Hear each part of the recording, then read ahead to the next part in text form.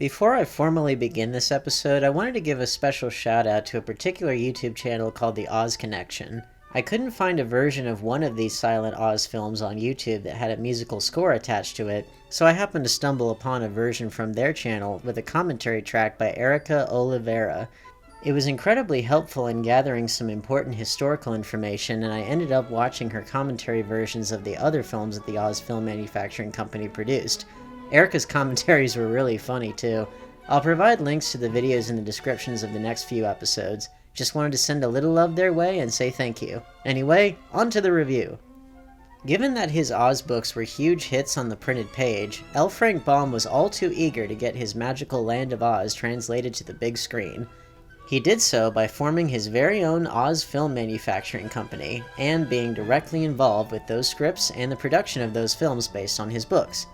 However, the scripts from these Oz adaptations from the author himself don't adhere to the books from which they're supposedly derived.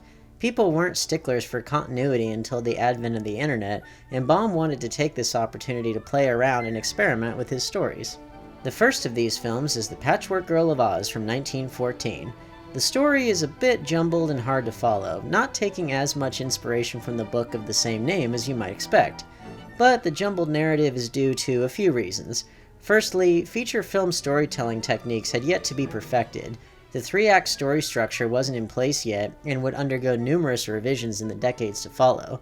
Secondly, feature film length, commonly thought of as 60 minutes or longer, had yet to be established. Thirdly, films were mostly seen as sideshow novelties when they were first being made.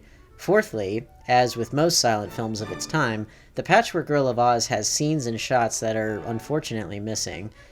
The end result is that of an incomplete or, dare I say it, patched-together narrative that would seem strange to modern viewers. But part of the magic of silent films is that the rules were still being written back then, and the film medium was uncharted territory. Filmmakers got to experiment with new and revolutionary techniques such as stop motion, which is still amazing to witness today. The actor who deserves the biggest shout-out in this film is Fred Woodward, who was best known for playing animal roles during the silent era. He wound up playing animals in all the films from the Oz Film Manufacturing Company, including and especially mischievous donkeys. This film has, without a doubt, the single greatest character introduction in motion picture history. This right here is the first moment when we see the donkey on screen. That cracks me up every time. This ass is scratching his ass on a tree and then proceeds to twerk in front of a child. What's not to love?